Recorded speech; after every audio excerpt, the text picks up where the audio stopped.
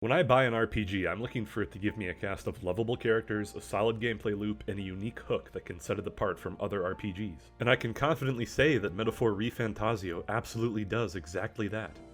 For about the first couple hours of an 80-hour playthrough. It now makes sense to me why they offered a free demo for this game before it came out. The strongest parts of it are in those first couple hours, and it just goes nowhere interesting after that point. Okay, so the basic premise of the game goes like this. There are a bunch of slightly different looking fantasy races who hate each other's guts for no real reason, and they're generally unhappy with the state of the kingdom until one day the king gets assassinated. Oh.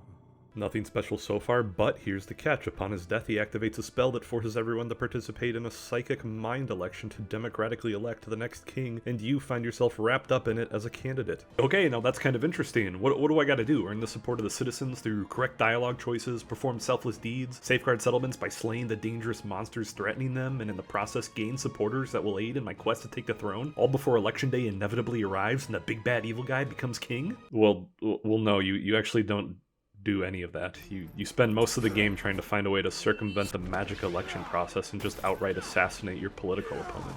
As you complete quests, this number occasionally appears between loading screens to show where you rank in the race to become king, and even though the characters aren't intentionally trying to win the race, it still has you thinking, oh, okay, it's important I do side quests to raise this number so that I get as high as possible in the rankings. Except no, you idiot, this number isn't real, it's a trick. A sick joke, made only to appear as a gameplay mechanic. How many supporters you have has literally no impact on anything, and your ranking goes up automatically and seemingly randomly after doing basically anything. As you can see here, I somehow moved up 50 spots in the ranking by talking to this one guy about meat skewers and accepting his meat skewer challenge, which would be really funny if later after completing a major story mission, I didn't only move up 15 for outperforming the top 5 candidates in front of a coliseum filled with people. How am I only rank 49 for that? There aren't even 49 characters in this game! Okay, so the whole election plotline's kind of a wash. That's okay. The best part of an RPG like this should be the characters, their personal stories and their journey, getting to see how they grow alongside you and react to the major events happening in the world around them and how their bonds with each other strengthen through mutual hardship. Except none of that happens in this game because every character exists in their own bubble. You almost never see these characters interact with each other or how they spend their downtime when they're not discussing how to advance to the next major story beat. They each have nightly activities you can spend time with them doing to raise one of your social stats, but they never change or intersect with each other. I'm 44 hours in, and I'm still playing chess with Hulkenberg or polishing my sword with Stroll. Can we please do something else for once, you guys? No. During the day, each of them does have a side story that explores their personal stories more. But again, these don't tie in with other characters, and choosing to do them makes the most disjointed form of storytelling ever, as you put a pause on working towards saving someone from being mauled to death by monsters in an ancient temple, so Hulkenberg can teleport across the continent and go duel her childhood bully.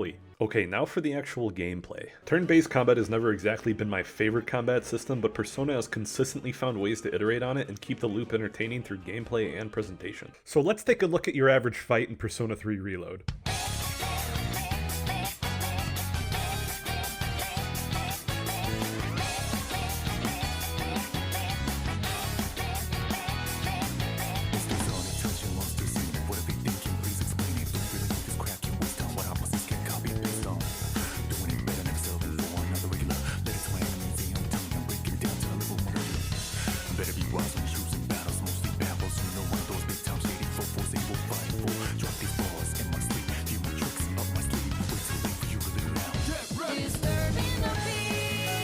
Okay, yeah, you know, not bad. Now let's see what fights look like in Metaphor. Roll the footage. Let's do this. You're just rust upon my blade. Witness our secret technique! We'll team up! My heart and soul are one!